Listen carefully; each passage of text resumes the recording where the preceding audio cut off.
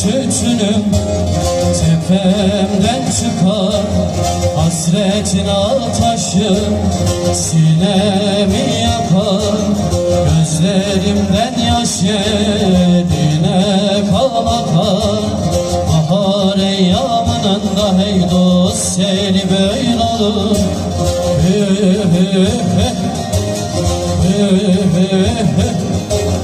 Mülayim olanlar Ali, Ali, Ali, Ali, Ali, Ali, Ali, Ali.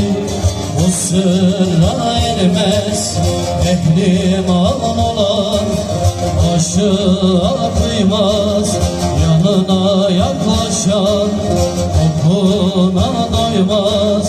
Firdevs-i alanında hey dost gül böyle olur.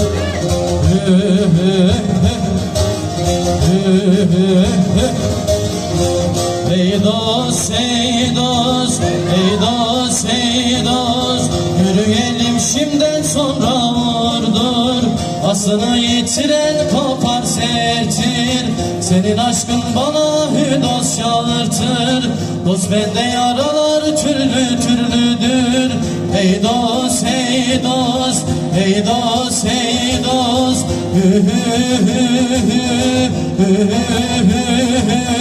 Dediler ki keramet canım Haydar, şu benim derdimin dermanı Haydar. Asıl kudretlerim sende ayandır, velayet mülkünün sultanı Haydar. Ey dost, ey dost, ey dost, ey dost.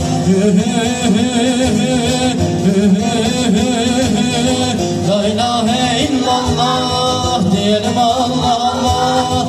Salli ala Muhammed. Ey dost, ey dost, ey dost, ey dost.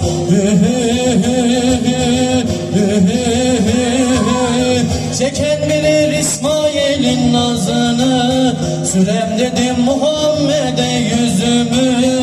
Kara yerce karıncanın izini, fark edip de izin sürene yalvar.